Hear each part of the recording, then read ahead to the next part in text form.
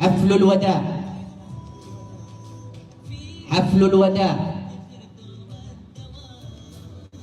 بمشيئة الله تعالى سوف يكون في الجمعة الموافق 23 ربيع الأول من هذا الشهر، أيضا بالميلاد 29 أكتوبر بعون الله تعالى.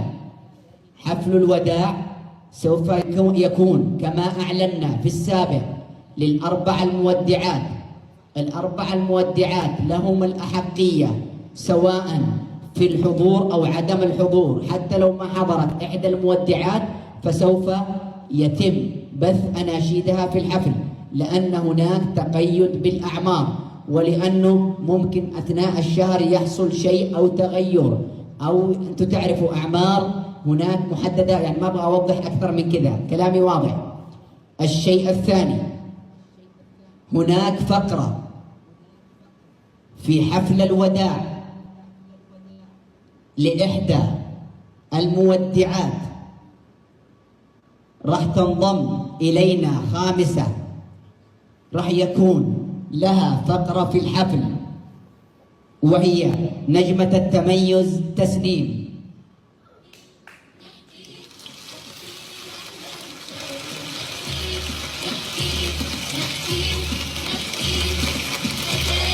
تسنيم راح يكون لها فقرة داخل الحفل وتنضم للمودعات. هذه سنة الحياة، ناس تروح وناس تجي، وناس تودع وناس ترحل، وهذه هي سنة الحياة، فلا بأس في ذلك، تعودنا على ذلك.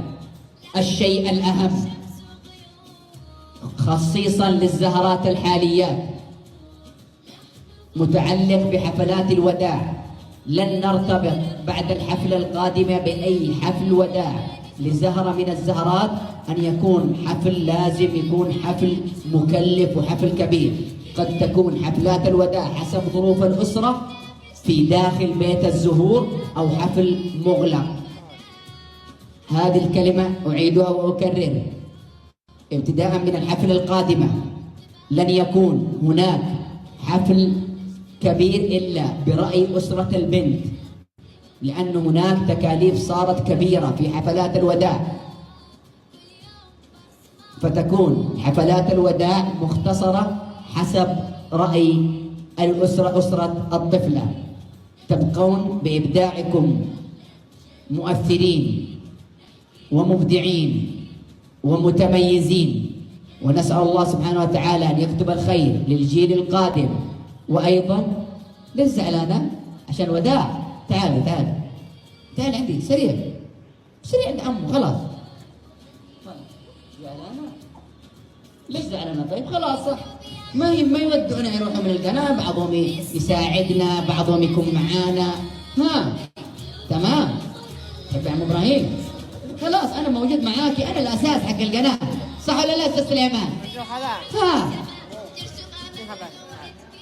في اجيال عجزوا ما شاء الله. ها عم ابراهيم موجود. خلاص يلا شاطرة شاطرة. ايوه خلاص. اذا نلتقي بمشيئة الله تعالى، نبقى واياكم دائما بقلوب عامرة بالحب مع قناة اطفال ومواهب. الحفل بمشيئة الله في شاليهات الفارس، وراح تشوفوا بمشيئة الله استعدادات مميزة. نستودعكم الله ونلتقي على خير. سبحانك اللهم وبحمدك، نشهد أن لا إله إلا أنت، نستغفرك ونتوب إليك، وإلى اللقاء.